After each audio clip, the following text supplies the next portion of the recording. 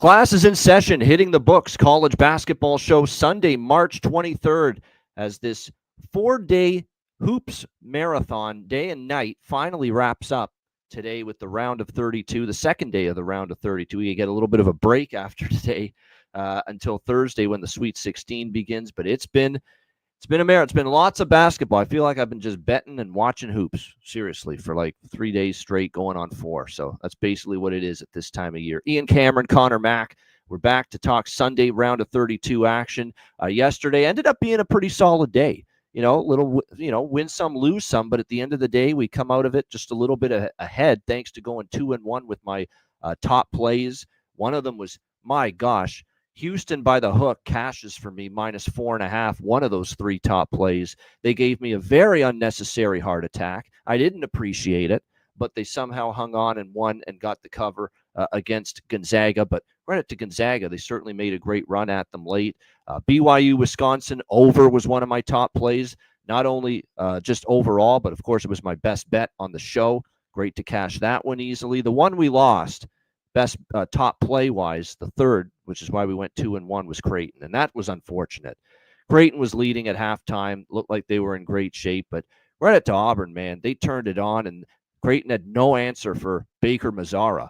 That guy just took over in the second half and really fueled that Auburn run in the second half to pull away and win by double digits in that game. How about Rick Pitino and St. John's, a team that everybody kind of fell in love with, going down to John Calipari and Arkansas? I know, C-Mac, you and I both recommended at the very least the first half with Arkansas, but they did one better. Not only did St. John's have their usual slow start, this time they couldn't battle back from it. Arkansas. Yeah, fouls and bricks, just like you talked about. I just thought it would happen after, but it happened in round 2 with them. I thought they were gonna go a little further, but I knew a game like that was around the corner. And bingo. That was always the skeleton in the closet. What if St. John's had a bad shooting day? What would they go to as far as getting themselves out of it? And unfortunately, they couldn't. And you saw it. R.J. Lewis, spectacular season, had his worst game of the season by far at the worst time of year. Pitino getting a lot of heat from the St. John's faithful for benching, quote unquote, your best player down the stretch. It's a tough call. I know that people are saying, would you bench Michael Jordan, if he was, struggling like that down the stretch? It's a tough call, man. Yeah, he's your best player, but if he's not giving you anything, it's hard to stick with it. But I do understand that he is your best player. Maybe you sometimes stick with him and hope he finds something and maybe gets going late in the game. I think there's 2 sides to that argument, but certainly it was an interesting Saturday. And how about the Big Ten? They, at one point after Michigan beat Texas A&M, were 10-0 straight up and against the spread in the tournament. But that came to an end as both Wisconsin and UCLA lost in the later portion of the day. So still overall 10-2 straight up in ATS for Big Ten in the tournament, which is pretty good. All right, let's get to Sunday. It's a big slate. We'll begin with Baylor and Duke. We've got Duke 12.5-point favorites, 144.5 the total in this game. This is one of these deals where I feel like I'm due to be rewarded for fading Duke sooner or later. I'm taking a chance here on Baylor today. It's just a lot of points. They've got the great guard play. I thought they played a pretty good game against Mississippi State. And you know what's funny about Baylor's win against Mississippi State? If you look at the box score, they didn't even shoot that great as a team against Mississippi State, but they were rebounded pretty well. Their defense was pretty solid. And they still found a way to win. When you don't shoot the ball well and you still win, that's a positive in my book. And when you look at Duke here, yeah, they're amazing. And obviously Cooper Flagg as the anchor and Proctor. And we know what they've got, inside, outside balance. They defend, they rebound. They're very well coached by Shire. They're loaded as far as, high quality athletes and recruits. There's no doubt. But Duke has feasted on one of the weaker schedules the last 2 months. They faced a horrific ACC. Nobody's any good in that conference except maybe North Carolina. And even then, that's a flawed basketball team that probably didn't deserve to get into the tournament. They have not faced a really good team of Baylor's caliber. When the hell is the last time? It's probably going to go all the way back to November or December the last time Duke played someone really, really good in non-conference play. That's a long-ass time ago, okay? So I'm not saying they're not a great team. They are. I'm not saying they can't win a national championship, because they can. They are that good. But I'm talking about a team that Baylor could very well be the best opponent that Duke has faced since Kentucky and Kansas on the neutral courts early in the season. And do you know what happened in those two games? Oh, yeah, they lost both of those games. That's right. Duke lost to Kansas early in the year in November as a favorite. They lost to Kentucky on a neutral court early in the year as a favorite. Baylor's probably next in line as the toughest opponent they've faced since those two teams. I'm not saying Duke probably does win. I don't think Baylor's going to beat them, but you're going to give me 13 points against a Duke team that hasn't been tested in eons, with a very skilled Baylor team, a coach that's been to the national championship and won one in Scott Drew, good guard play. Oh, and a nice little revenge angle with Jeremy Roach for Baylor going up against the team in Duke that didn't want him anymore. Do you think Jeremy Roach is going to want to play well today for Baylor? I would think so. I think this is going to be a closer game than people think. Give me the points with Baylor. C-Mac, what do you think? Yeah, we'll see. I don't know if Roach is really going to do anything today, but who knows? But hey, if he could give 8 to 10 points, one game he will. Maybe it's today. That's all I'm saying. He's certainly going to be want to make an impact. Yeah. Yeah, I don't know what to make of this Baylor team. I just don't think they're very good here. I think the line's about right. You talked about Duke. I mean, they've just been cruising. When I started to go to this game, I kind of jumped off. It just wasn't a play I made the rest of the year where Duke unders after, being the year, because they just started scoring like 100 points. It seemed like a conference play. But I kind of like it here. What I like a little bit more is a team in Baylor that doesn't have a great offense, a team that, struggled to get to the 70s, even against bad offenses. I don't know if they get their team total here. It's at 67, 66 and a half. I don't think they can get there, in this game, because I was looking full game under here, because I think this Duke defense is what they have to keep leaning on, to win. I mean, we just saw Mount St. Mary's put 49 points, but consistently teams haven't been able to score on them. And I don't know. We'll see at Baylor. If they shoot the three well, maybe they do. If they do that, then they cover as well. So if those drop, maybe they can hang around. So I was looking at that here. Get him under. Yeah, it should, like I said, should be very interesting to see how it plays out. But like I said, fascinating to see how this matchup goes. I just think they're going to be in for a little bit of a test today, Duke. We will see. UConn and Florida. We've got Florida Gators. How about this matchup? You've got the two-time defending champs against the team that might just be the favorite right now in this tournament to be the national champions in Florida. Florida, 9-point favorites, 151 is the total here in this game, 151.5 in some spots. So UConn, riddle me this. UConn under Dan Hurley, back-to-back national champions. Not only that, and won their first game, obviously, against Oklahoma this year. 13-0 straight up, 13-0 against the spread. UConn in the NCAA tournament since that first year they won the title.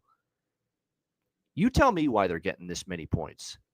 I think they're getting this many points for a reason. Florida's going to blow them out. That's the way I see this. This is it.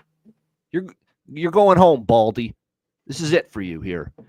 UConn, it to me is and your antics too. Although you look at him in the press conferences, he looks like the nicest guy. He speaks eloquently. It's just crazy. He goes from that in the post-game press conference to the maniac and the psycho that he can be on the sidelines sometimes, Danny Hurley. But nevertheless, Florida, not only that, but I think Florida, not that they're not motivated enough, because they know they're a loaded team, front court, back court, defense, rebounding, shooting, great guard play led by, Clayton's amazing. Look what they're getting down low from the bigs right now. They're rebounding machines. I love how they all crash the glass. It's a beautiful thing to watch Florida. They just all attack the rim and the glass from a rebounding standpoint. And that's what makes it very difficult against them. But to me, UConn is a flawed roster. They're nowhere close to as great from a roster or talent standpoint as last year. I know they have McNeely. And yes, Caravan made some shots and played. They need Caravan to play the game of his life. He's got to play like he did down the stretch against Oklahoma, because he made some big shots for them. in that game. But to me, they're getting 9 for a reason, because I think Florida's not only the better team, I think that the potentially to show that they're the much better team this year. I laid the 9 here with Florida in this game. I think they win by double digits. I think this is the reality check that we're waiting to see for this UConn team. What do you think here, C-Mac? Yeah, I mean, can UConn maybe hang around first half? I don't know. I'm not going to take it here. I mean, it's tough to, it's back-to-back champs. They're just going to get their ass drilled here. And like you talked about, won 13 straight. And they just beat Oklahoma, kind of pulled away. If you had them to cover, that was a little bit wild. Let's be honest, UConn didn't play great in that game. Like, they were life and death. Yeah. I know. I mean, they shouldn't have caught. I mean, they did. So that's what, in the end, they won by 7 or whatever and covered the number. Really, I think Florida stretches it out too. You know what I continue to think of? Like, if you lay this too, like, they get their team total here. Like, it's just 80, 79 and a half. 79 and a half in some spots. Go look. I think they've stayed under 80 once in their last 10 games, Florida. That's it. Yeah, I think it's even like, maybe more. And that one game was 79 points against LSU. So when I kind of looked at that, because I thought the game could creep over too, as much as these, especially at Florida, I really like their defense. And I think you look at Clayton, I know there's not a bargain on his threes, but his over 2.5 threes, I think, is a solid look in this game. But yeah, I might have something on this Florida team total, maybe over 79.5. It's funny you say that. I split it. I forgot to mention that. I actually split the bet between -9 total over 79.5, because I noticed that too. Once have they fallen below 80 points in like the last dozen games. Like, they've been almost an automatic 80-plus points scoring team, the Florida Gators. So wouldn't shock me if that continues here. Now, I know UConn has got the pedigree to be a great defense. They're not the same defense this year. No, they're not. I mean, that's why they haven't played as well this year. That defense is not the same. I mean, same as their offense, but it is not what it was. Yeah. And they continue to have issues with turnovers. And I'm telling you what, they do that today against Florida. They're going to make them pay for it. So valuing the basketball has to improve for the Huskies to have a chance here in this game. All right, St. Mary's and Alabama. We've got Alabama 5.5-point favorites, 149.5 the total in this game. I think when you look at this matchup here with St. Mary's and Bama, Bama's vulnerable right now. I did not like what I saw against Bobby Morris. I don't like that they're banged up. I don't think Grant Nelson's 100% healthy, and I think it was a sign and an act of desperation from Nate Oates to put him in there in the second half, because he knew that game was, at risk of losing it. So they're banged up. That's a team that they looked a little bit tight in that game against Robert Morris. And let's be honest, the offense was far from fluid. Don't be fooled by the final score. Robert Morris just kept fouling at the end, and thank goodness, because I had the over, and it cashed because of that. But they just kept fouling at the end. Alabama did not have a fluid, crisp offensive game against Robert Morris in that opening game. St. Mary's, you know what I like about St. Mary's? They couldn't buy a shot and a three-pointer early in that game against Vanderbilt, but they put their heads down. They played defense. And I think when you look at it, that's what got them back into that game. They started finally making some shots. The Lithuanian, Marshalonis, was outstanding down the stretch. He finally got his game going late, and they just turned up the screws defensively. And Randy Bennett made some great in-game adjustments, great coaching by him. Threw a different look at Vanderbilt, and Vanderbilt's offense started to go cold down the stretch, and it allowed St. Mary's to come back. I think this is a tricky game for Alabama. I still think the teams that slow them down and try to turn it into a grind in the half court are the teams that really frustrate or could frustrate Alabama. Now, St. Mary's is going to have to shoot better, because they shoot like they did against Vandy. They're not going to win, and they're probably not going to cover here. But you got to believe the pendulum swings. They're not going to have that kind of a shooting night one more time here. And if the defense brings it, and we know that their perimeter D is not bad, and that's key against Alabama, I think this is a tough game for Alabama, and I could see it coming down to the wire. So I'm on St. Mary's here. I'm giving this St. Mary's squad a chance to prove to me that they can be not legit. I think they are legit, but this would really prove they're legit if they take Alabama down to the wire and win it. And I think the potential is there for that. C-Mac, what do you think here? Yeah, I mean, they got to shoot it better, but they just got to make the easy baskets. This is I talk about. I don't think this Alabama defense is very good. Like St. Mary's needs to take advantage of that. And yeah, that's the way in this game. There's just no fucking way St. Mary's needs to get up and down here with Alabama. They need to bring this to a crawl and just play their hard-nosed defense and bring this, slow this game down. Because Alabama, you look at this total with them, you just think it's going to easily go over. And it still might. Can Alabama kind of dictate the pace, create turnovers, and turn it into offense in this game? I think so. The matchup is just strange. It's just polar opposites. Like when I think about the better defensive team, I'm catching 5.5. I kind of lean St. Mary's. They just can't get down here. Like if they get down by 15 or so, or 20, I think it could be tough. So right now I don't have a bet. I want to take St. Mary's. This is one that I needed time here even to look at today further. All right, next up, I get it. Maybe a good live in-game bet. Maybe you'll get a better number if Alabama has a hot start. We'll see if that does indeed happen. All right, New Mexico and Michigan State.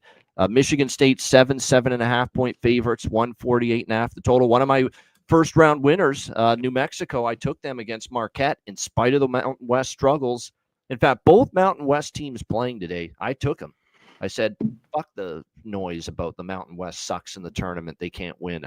I said, I like this New Mexico team. I like Dent, Nelly Jr., Joseph and company. It's a really talented group.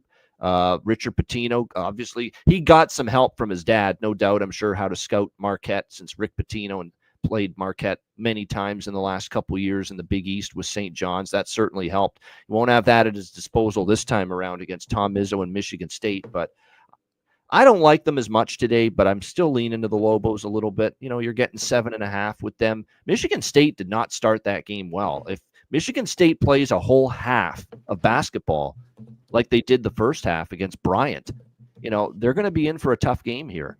From this New Mexico team. I know Michigan State obviously has been on this great run. If you throw out the Wisconsin loss in the Big Ten semifinal, they've played obviously outstanding here down the stretch. But, the one thing about New Mexico is, their ability to rain from deep, is going to test them. Now, the key for Michigan State is going to be, make sure you value the basketball. If you do that, you're going to have a good chance. But like I said, New Mexico, getting a number like this, I'm at least interested. Not the easiest matchup, not going to be as easy a matchup because Marquette's not as good as Michigan State, but I'm going to take New Mexico. Your small bet, like I'm not going big on this. I respect Izzo and the way Michigan State's playing, but 7.5, I grabbed a piece of New Mexico here. Probably lean to the over just a little bit as well. I know New Mexico and the game against Marquette kind of bogged down, but I think they're going to have a little bit more of a tougher time defending Michigan State, especially when you see some of the contributions. Like it's a different guy every night that's making a difference for Michigan State right now. And that's kind of been what's been impressive about the run they've put together here late in the season, because every single night, C-Mac, you don't know who it's going to be that's going to be the difference maker for them. I mean, when you look at that Bryant game, it was just an absolutely outstanding performance, from Cohen Carr. He was terrific in that game. Holloman stepped up. It could be Jace Richardson one night. They have just difference makers that are different every night, which shows you how they don't rely on just one player. But I do like New Mexico here a little bit at this. I think it's competitive at least. What do you think here, C-Mac? Yeah, I mean, there's a little bit of reason I think Michigan State's, not just a short team. They got a little bit of a bench. I think if you want New Mexico in this, take them early. It's a little bit like Bryant. Michigan State, not the best shooting team. They are more physical. I think they're the better team defensively, and then maybe that kind of wears down New Mexico. One thing in that game, they didn't have the best shooting night even against Marquette, but they're big. Dent, Washington, Joseph, all can get to the rim, but they can shoot as well. So especially if they're hot, I think they can hang around. I just think in the end the defense might, kind of let them down, and Michigan State wins this game. Maybe cover. This line's 7.5. They're good from the free throw line. This is tough because I do like this New Mexico team. I just don't know defensively if they can't have a lapse here in this game. Oh, you're right about that. No question. Because one thing about Michigan State, as Clark Kellogg always says on the CBS studio panel, is spurtability. And certainly Michigan State has certainly that in their repertoire. They can just go on a 10-2 run and bam, all of a sudden you're up against it. All right, Ole Miss and Iowa State. Iowa State 5.5-point favorites, 144.5 the total in this game. I mean, I think we kind of wrote the obituary a little too early. Not me. I'm just talking about the general people out there for Iowa State, saying without Keyshawn Gilbert, kind of leaking oil down the stretch in the season, that all of a sudden, because remember, this is a team that November, December, early part of January, there weren't many teams playing better in the country than Iowa State. They were playing extremely well at that part of the season. Yes, they're without Gilbert, and yes, it hurts, but they certainly didn't show it against Lipscomb. Now, I will say this, Ole Miss is a big notch or two, tougher than what they faced against Lipscomb. There's no question about that. But I certainly was impressed in that 82-55 win. Momcilovic was a beast. Lipscomb couldn't handle him. 20 points for him in that game, 5 boards. Josh Jefferson, Taman Lipsey. They got Curtis Jones to contribute 17 as well for this team. They got 4 double-digit scores. That's what you want to see. An effort where everyone steps up, everyone chips in. Ole Miss, meanwhile, well, I guess for over a half, they dominated North Carolina, and then all of a sudden they started getting sloppy and turning it over, and there were some concerns there, and they made it. I didn't love the way they finished that game, and put it this way, that second half that Ole Miss played very sloppy. They kind of fell asleep with the big lead against North Carolina. Any kind of play like that, they're going to get their ass beat today by Otzelberger's crew. But still, the only thing, I kind of think Iowa State's going to win. But Chris Beard's one hell of a tournament coach. They're getting points. It's not the easiest bet to make for me, laying 5.5 with Iowa State here. This is a game I could see going under as well. I know Iowa State really relies on defense. It's been very good. It certainly was good in the opener. I think if you're Chris Beard, you're not going to like the way you defended in the second. You're going to love the way you defended in the first half. And yet that game didn't even come close to going over the total for Ole Miss. That UNC game, 135, it stayed way under the total. So it does feel like this total might be just a little bit high. C-Mac, what do you think here? Ole Miss, Iowa State. Yeah, I don't know about the total. Like Ole Miss, I think if they're on, it could go over, and what we get from them defensively. I like Beard. This is why I like them. Just a great tournament coach, and I think them catching these points, they're in it. I know they shot the ball at least well early in that game against North Carolina. They're pretty red hot. Yep. Especially in that first half. What do they finish? What's funny about that game is, yes, Dre Davis had a good game for them. Jermaine Brakefield really had a surprising performance, 12 points. They don't always get that from him. But North Carolina was making that run, and every time they pushed it down to within single digits, there's Sean Padula making a huge 3 or a big bucket. And he's got to be big. The guy that's just, one of their, big shot makers and clutch players, and he showed it. Every time North Carolina made a run, whoop, there's Padula, a big shot to calm the waters. Yeah, I mean, Iowa State, I think they could get by here, one more game. I just don't want to lay 5.5 with them, I just think without Gilbert, it won't be easy. And they still have the players here to hang around. And out of these two, I think they do have a little bit of the better defense. But I'm leaning Ole Miss here. I think they can hang in this basketball game. It's a weird, because I think Iowa State's going to win, but I could also see this being like a 3-4 point Iowa State win, and it's close. And I think they will be tested here by Ole Miss. And it kind of feels like the NBA injury theory. First game without Gilbert against Lipscomb, everybody stepped up. Lipscomb could have hit a shot, by the way, in the first half. That's true. Couldn't hit a fucking there for about 8 minutes. They didn't have a fucking hoop. So that was now it's over. the second game without the guy, and sometimes that's when things, regress a little bit for the team playing without an key injured player. Not to mention you're also playing a much tougher opponent this time around. So those would be the concerns on the Ole Miss side, the Iowa State side in this game. All right, next up we've got Illinois and Kentucky. Illinois 2-point favorites, 167.5 the total in this game. Kentucky, credit to them against Troy. Nice win. I took a shot with Troy in that game, and they just didn't make enough threes. And they shoot a lot of threes, and They didn't make many, and it allowed Kentucky to pull away, win by 19. Illinois with a very solid performance in their opener against Xavier, who won the first four to get into the first round. But Illinois 86-73 win against Xavier in that game. What I loved about that performance was you got 4 double-digit scores. Tomislav Ivasic, he had 20. He was a beast. Will Riley, how about some of the big shots he ended up making? Kyle Oswell had some big shots in the first half. Yakachonis had 16.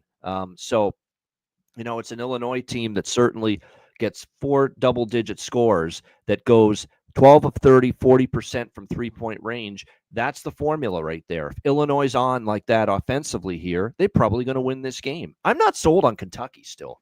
I don't know what it is, and I like Mark Pope. Good coach, great hire. I think he's going to do well here.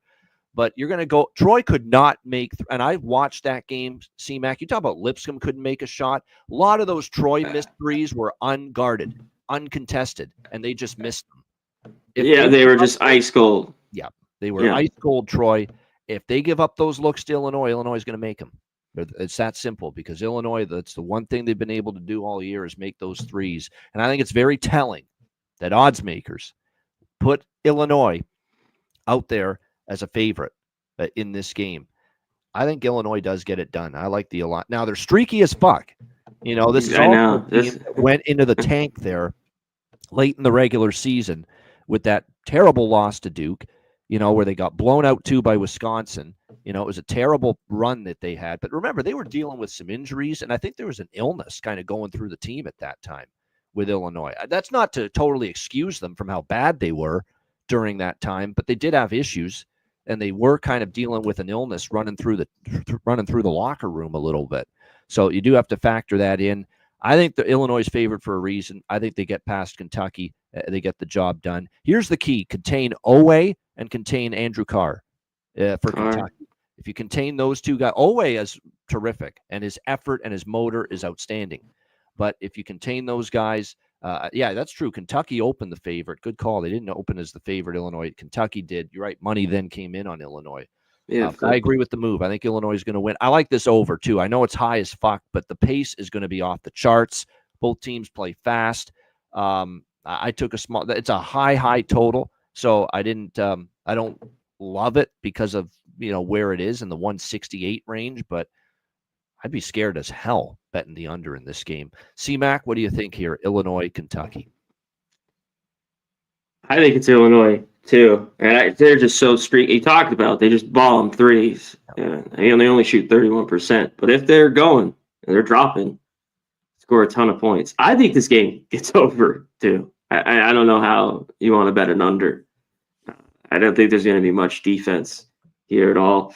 And they just got worn down. Troy couldn't hit any shots. They hung around there the first 15 minutes of that game, and the second half they really couldn't really do anything. I mean, what can we get from the rest of you? Talked about Carr. I mean, Butler is back. He didn't score any points. He's not right. 25 minutes. He's definitely not healthy. He's not on. No, he's. Yeah. No. Can you get anything out of him? And now he's just out there. So, yeah, over in this game. Illinois. All right, we got 2 more games left, both of them in Seattle, West Regions, Climate Pledge Arena, Colorado State and Maryland. Maryland 8.5 point favorites, 144 the total. This is a betting situation I really like. When I see a team that played the immaculate game, the perfect game, I want to fade them the next time out, and that's kind of what I want to do here with Maryland. Credit to Maryland. I did not see them winning by 32 against Grand Canyon, because Grand Canyon's a veteran, talented squad, and they just dismantled them. And the key in that game was Grand Canyon got totally abused down low. And unfortunately, other than Tyon Grant Foster, everyone else had a horrible shooting night for Grand Canyon, but they got abused in the paint. They had no answers for Derek Queen. They had no issues for any of the front court players. Julian Reese, they all had their way in that game down low. And I think when you look at this matchup here with Colorado State, that's going to be the concern for them. They're going to have to keep Maryland's front court off the glass. It's not an easy task. That's probably the biggest concern I have for Colorado State here. But what I don't have concern about is their chemistry right now, the way they're playing as a team.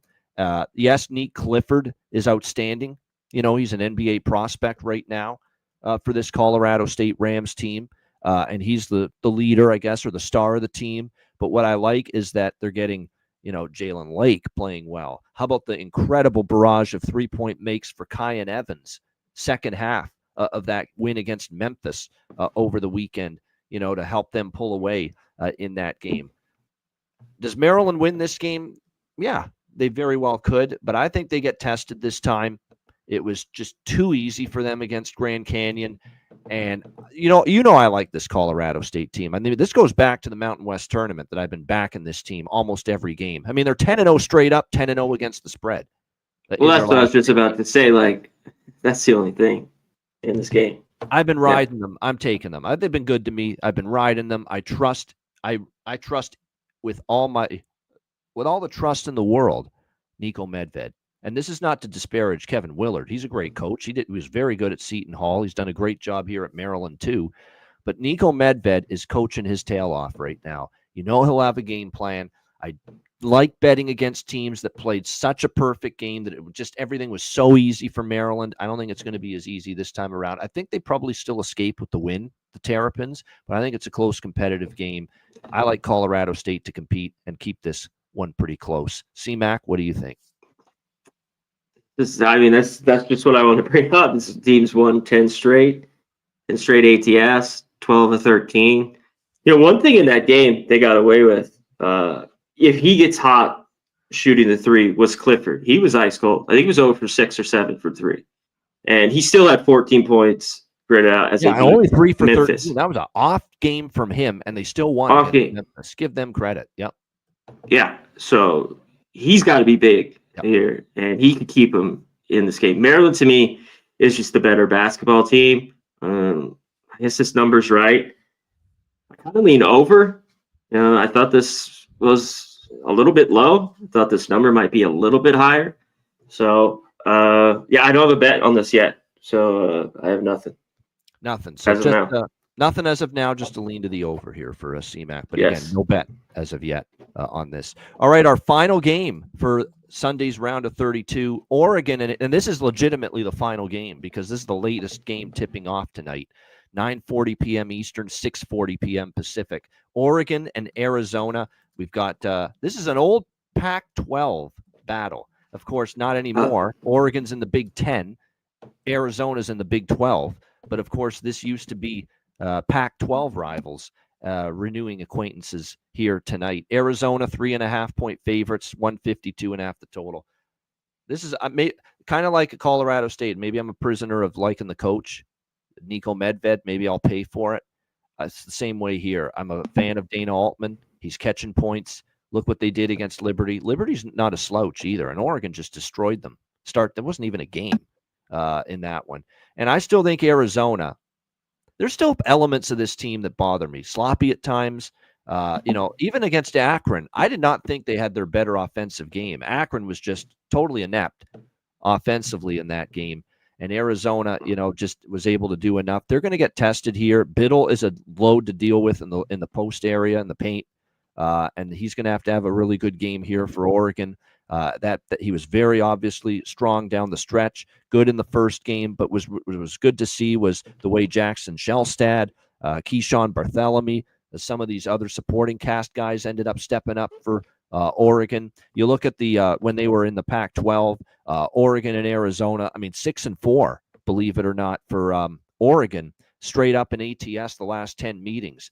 Oregon and Dana Altman has always had his team ready for Arizona in the past. He's always played them tough. The tournament track record, I didn't have it off the top of my head, but there it is from Billy Friedrich. Good to see him in the chat. Dana Altman, 17-7-1 against the spread in the NCAA tournament. That's one hell of a track record. They're getting points. I think this is at the very least, maybe a down of the wire job here where it's a one possession game with 30 seconds left. I think I actually got 4 on Oregon, down to 3.5 now. But I agree with this. Oregon here for me, plus 3.5. Now they're coming off an easy one. I just said how, Maryland, coming off the perfect game here. But Colorado State's playing well. Arizona, to me, I continue to see some habits in their game that I don't love. And I think at some point that might come back to haunt them just a little bit. Not to mention, you still look at that team away from home, where they got blown out by Iowa State. They lost to Kansas on the road. I still think away from the McHale Center there in Tucson, there's also an element to Arizona where they're not playing great. And this location in Seattle as well, should mean that we get some decent turnout here for Oregon. Now, Arizona, their fans are not crazy. They love their team. They love basketball. They'll travel. But I think Oregon will have a decent following too because this game's in Seattle. So I like Oregon here. Give me the points. I think they have a chance to win outright, quite honestly, but I'll take the points. Lean over as well, but I like the side more. C-Mac, what do you think here? Final game, Oregon, Arizona. Yeah, these were two of the teams. The favorites that I actually came through big for me was Arizona and Oregon in the first round. I'm on Oregon here. I think they went outright. If you talked about, there's some 4s out here still too. Yep. So grab a 4 if you can. I talked about DC teams last year at Arizona. They got blown out, and then I think they beat them in the conference tournament, the last Pac-12 tournament last year. Still a good amount of guys from on each side. On both these teams in that game. Oregon got them back 67-59. I think they're the better defense. I know some of Arizona's numbers, say they're all right, but I think they're a little bit frauds. Arizona, both these teams shut the lights out too. I mean, they were just really, really good in the first game. Arizona needs Bradley, those guys to step up, and they've been a lot better. That's why Arizona's played better. But I think we have the better defense here. Bamba, Biddle, Altman, I talked about. I think the game's close, but I think Oregon wins. By the way, this has been the round where Tommy Lloyd and Arizona have been bounced 2 straight years, the round of 32. This is. I think it's right. They're favorites here. Yeah. It's just come on. So this has been a stumbling block Seattle. This round. This has been a stumbling block this round for Arizona. We'll see if they can overcome it, though. Tonight. Great stuff. Shout out to everyone in the chat. Hit the like button. We'll do a roll call of everyone. What a turnout. Almost 400 people watching live. We appreciate it. Justin, McKelvey, Timothy, Kenny Woo Woo Woo, Juan Chavez, Keebs, Bama Boy, Nasty Nate. Good to see everybody here. Like I said, Keebs. Who else? Terry Ray Vegas. Good to see you there. Who's also in our Ice Guys. Saturated. Good luck to your Illini today, Saturated. I know you're excited, as you should be. Gold Jew, Brandon Wheat, not the quarterback, I assume. Canes Nation, Jorge Herrera, Billy Friedrich, good to see you in the chat. Everyone, Mr. Heat, we appreciate it very much. GNL photo, yes. I have a smaller bet on the over in that Oregon-Arizona game. I definitely like the side more than that, though. All right, let's wrap it up. I got nothing on the NIT and CBI stuff. Like I said, I don't handicap that when it's Saturday, when it's a tournament day, NCAA tournament. So I got nothing on that. Best bet, C-Mac. Let's wrap it up. Best bet for this round of 32 in the NCAA tournament. What do you got? We've only put 2 in here so far, so I got to give it to you. Oregon, the game we just did, +4. I think they went outright. That's my best bet in Seattle. There you go. Oregon +4 against Arizona. Best bet here for Connor Mack on this Sunday round of 32 slate. My best bet for this round of 32 slate. Hey, this was definitely in consideration for best bet. I'm going to make Saturated a happy man. I think Illinois is beating Kentucky. I do. I think they are. I think they're favored here for a reason. I think they've taken money for a reason. I like what I'm seeing from Illinois. I think they get the job done. Illinois, I'll just go money line. No, we're not screwing around with -1.5, -2 in these tournament games. You never know what can happen. Shenanigans, 3 at the buzzer for a backdoor job. That's happened to me before when I'm laying 1.5, 2. We're just taking the money line about here. It. Yeah. -126 at FanDuel is the best money line price out there right now. We cashed our best bet yesterday. BYU, Wisconsin over. Pretty easy. We'll see if we can get another one for you. Illinois, -126 against Kentucky for my Sunday best bet. Great show. Shout out to everyone in the chat. We will have on Thursday this week, Thursday, 5 p.m. Eastern, 2 p.m. Pacific, our NCAA tournament Sweet 16 preview show.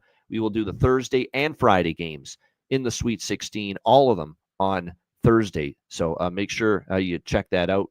And we might have another show depending on the schedule, but we'll keep you posted. We definitely will have a show Thursday, though. 5 p.m. Eastern, 2 p.m. Pacific, to get you ready for the Sweet 16.